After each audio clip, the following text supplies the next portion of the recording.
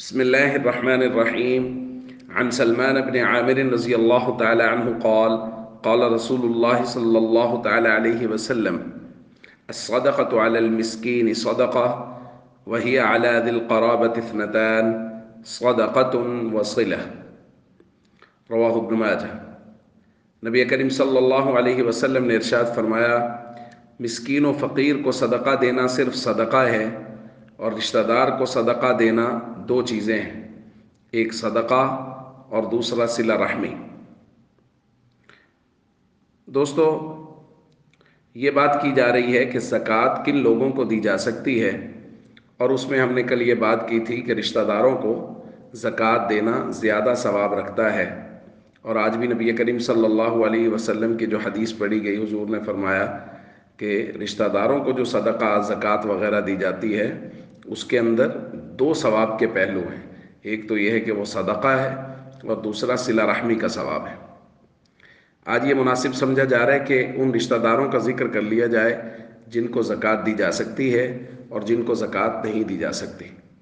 تو اس حوالے سے ایک اصولی بات سمجھ لینی چاہیے کہ وہ جن سے ہم پیدا ہوئے ہیں اور وہ جو ہم سے پیدا ہوئے ہیں، ان کو زکوٰۃ نہیں دی جا سکتی۔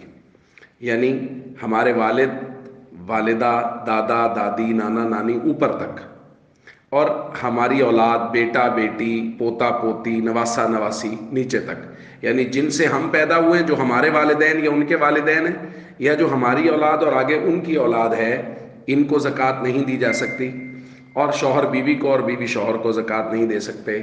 اس کے علاوہ ہر رشتہ دار کو زکوٰۃ دی جا سکتی ہے۔ بھائی بہن کو زکوٰۃ دے سکتا ہے، بہن بہن کو زکوٰۃ دے سکتی ہے، بہن بھائی کو زکوٰۃ دے سکتی ہے، خالہ کو، پھپھو کو، ماموں کو، چچا کو، تایا کو، ان سب کو زکوٰۃ دی جا سکتی ہے۔ آگے ان کی اولادوں کو، خالہ زاد بھائی، پھپھو زاد بھائی، ان کو زکوٰۃ دی جا سکتی ہے۔ تو ان سب رشتہ داروں کو زکوٰۃ دینا جائز ہے، نہ صرف جائز ہے بلکہ رشتہ داروں کو زکوٰۃ دینا وہ زیادہ افضل اور پسندیدہ ہے۔ اس لیے حکم یہ دیا گیا ہے کہ سب سے پہلے زکوٰۃ کا حساب کرنے کے بعد زکوٰۃ نکالتے وقت جب ہم دیکھیں کہ ہم نے کس کو دینی ہے، تو سب سے پہلے اپنے اعزاء اقربا اور اپنے رشتہ داروں میں دیکھیں، جو مستحق ہو ان کو زکوٰۃ دی جائے۔